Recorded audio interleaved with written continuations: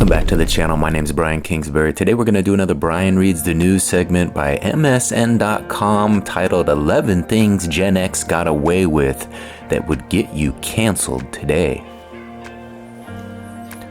Society has gone through quite a lot of changes since Gen X was the main driver of social trends. Much of what they once deemed acceptable, cool, and sometimes funny is now viewed through a more critical lens. While they may not care, there are definitely some habits and behaviors that Gen X got away with that would get you canceled today. From inappropriate humor to now outdated expectations, there are several things Gen X considered harmless or even rebellious and cutting edge that simply wouldn't fly in Gen Z-dominated society. Here are 11 things Gen X got away with that would get you canceled today. At number 1 on the list is offensive humor. When it comes to various pop culture endeavors like movies, TV shows, and music, there's a fine line between being edgy and being offensive. Many of the shows Gen X watched often leaned on offensive stereotypes and what is now considered inappropriate humor, sometimes verging into territory that mocked women, black people, and the LGBTQ+ community. In April 2022, market research and consulting firm IPSOS published a report that broke down some differences between what boomers, Gen X, millennials, and Gen Z think is funny. They reported that Gen X in particular enjoys straightforward humor as well as non-political humor and dirty language.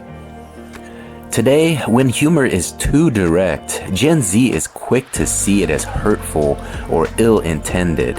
Whether or not Gen X means it to be that way, their dry takes on what they see as obvious runs the risk of being interpreted by Gen Z as jokes made at the expense of someone else's lived experience, which would get them canceled today.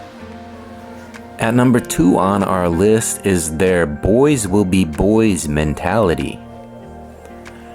Traditional masculinity was something Gen X generally accepted as a part of life. So when boys exhibited what is now seen as toxic or manipulative behavior, especially towards girls, it would be brushed off with a quick exclamation of "boys will be boys," excusing their actions instead of holding them accountable. Saying boys will be boys teaches children that certain behaviors are endemic to masculinity and exclusive to boys only. This form of thinking reinforces rigid binaries that cause us to develop more ingrained either-or attitudes that allow our culture to ignore the true spectrum and variety of behaviors that individuals can exhibit. Younger generations expect boys to be held accountable for their actions, no longer content to simply let things be the way they are or have been. At number 3 on the list is a lack of sensitivity to mental health. When Gen X was younger, mental health was often seen as a taboo topic. While there were plenty of people suffering from a variety of mental health related conditions, just as there are in today's society, back then talking about it openly wasn't normalized. In today's culture, people are much more sensitive to mental health concerns, and not only that, but more aware as well. 9 out of 10 adults said they believe that there's a mental health crisis in the US today, according to a 2022 survey from CNN. While some progress has been made, there is still much more we need to do, but it's definitely a better environment for people to openly discuss their struggles without facing judgment. At number 4 on the list is excessive smoking. For Gen X, smoking was part of their culture. When they were kids, people were still smoking cigarettes on airplanes, in restaurants, in movie theaters, and in offices. Smoking was ingrained in pop culture and seen as something cool and rebellious. According to the CDC, cigarette smoking among adults has declined over the past decades. While people today use e-cigarettes or vapes, the culture around smoking has shifted drastically. And compared to how things were for Gen X, smoking isn't as socially accepted and widespread as it once was. At number 5 on the list is unfiltered language. For Gen X, unfiltered language was seen as a way to exercise their freedom and remain authentic. They rarely worried about how their words might be seen as offensive to others. From using slurs to crude language that was often not politically correct, Gen X simply had no filter when it came to what they could and couldn't say. It was common for them to use derogatory terms in everyday conversations because they weren't concerned about every potential harm they might possibly cause someone else.